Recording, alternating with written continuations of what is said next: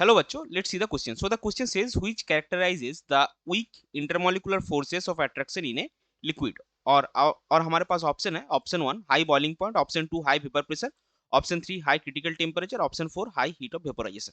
तो चलिए सबसे पहले देखते हैं इस क्वेश्चन का की कॉन्सेप्ट क्या है। इस क्वेश्चन का की कॉन्सेप्ट है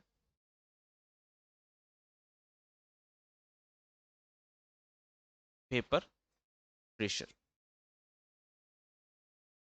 अभी देखिए यहाँ पे जो ऑप्शंस हमारे पास गिवन है इसमें क्रिटिकल टेम्परेचर जो है और हीट ऑफ वेपोराइजेशन जो है वो क्या है। क्रिटिकल टेम्परेचर आपका है एक ऐसा टेम्परेचर जिसके ऊपर, और या फिर आप बोल सकते हैं that is the maximum temperature at which A gas can be liquefied. मतलब मान लीजिए अगर किसी भी गैस का क्रिटिकल टेम्परेचर आप 50 डिग्री सेंटीग्रेड या फिर आप 50 केल्विन पकड़ेंगे, उसका क्या होगा, वो 50 केल्विन तक ही आप उस गैस को लिक्विफाई कर सकेंगे। 50 केल्विन के ऊपर जैसे ही आपका टेम्परेचर चला गया, आपका गैस किसी भी हाल में लिक्विफाई नहीं होगा। तो क्रिटिकल टेम्परेचर जो है वो गैस के लिक्विफिकेशन के साथ जुड़ा है, तो उसके लिए जो वीक लिक्विड में इंटरमोलिकुलर फोर्सेस वीक है वो उसका एक्सप्रेशन नहीं कर सकते। दूसरा है आपका heat of vaporization. Heat of vaporization क्या है, जो minimum amount of heat required या फिर added to vaporize some liquid जो है। तो हीट ऑफ वेपोराइजेशन से भी आप इंटरमोलिकुलर फोर्सेस जो है उतना आसानी से उसको एक्सप्लेन नहीं कर पाएंगे। तो बचा हुआ हमारे पास ऑप्शन क्या है, high boiling point and high vapour pressure. देखिए अभी यहाँ पे वेपर प्रेशर के रिस्पेक्ट में अगर हम एक्सप्लेन करना चाहे, सो weaker the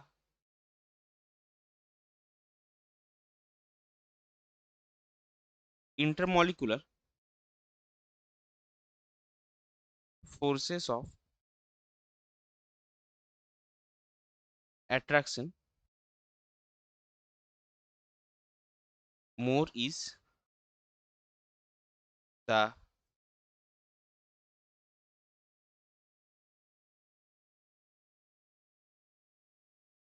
tendency to evaporation, more is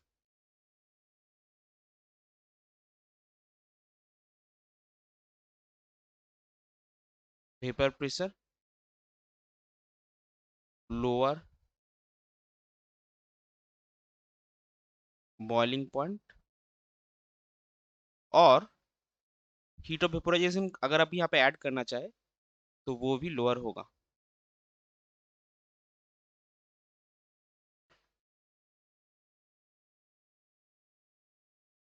heat of vaporisation lower कैसे होगा, क्योंकि जो हीट आपको देना पड़ेगा, अगर इवापोरेशन का टेंडेंसी ज्यादा है तो ऑब्वियसली इवापोरेशन के लिए less amount of heat will be added और एब्जॉर्ब और accept heat will be added होगा। तो आपको लो हीट देना पड़ेगा, तो हाई हीट नहीं होगा, हाई बॉइलिंग पॉइंट भी नहीं होगा। क्योंकि बॉइलिंग पॉइंट अगर आपको एक्सप्लेन करना है तो बॉइलिंग पॉइंट आप वेपर प्रेशर से एक्सप्लेन कर सकते हैं, क्योंकि आपको पता है जब भी किसी भी लिक्विड सब्सटेंस का वेपर प्रेशर 1 atm हो जाता है, तब जिस टेम्परेचर पे उसी टेम्परेचर पे वो लिक्विड बॉयल करना स्टार्ट करता है, मतलब वही उसका बॉइलिंग पॉइंट होता है। तो अगर वेपर प्रेशर ज्यादा है तो वो क्या होगा, कम टेम्परेचर पे इजीली वेपर प्रेशर, टेम्परेचर के साथ साथ वेपर प्रेशर इंक्रीज करता है। तो अगर वेपर प्रेशर उसका ज्यादा है तो क्या होगा, वो कम टेम्परेचर पे इजीली जाके 1 atm पे पहुंच जाएगा, तो बॉइलिंग पॉइंट जो है वो लो होगा। तो आप इस क्वेश्चन के लिए आपका करेक्ट फाइनल आंसर हो जाएगा answer 2, that is high vapour pressure. ये ऑप्शन 2 हो जाएगा आपका क्वेश्चन का final answer. I hope you understood it well. Best of luck, thank you.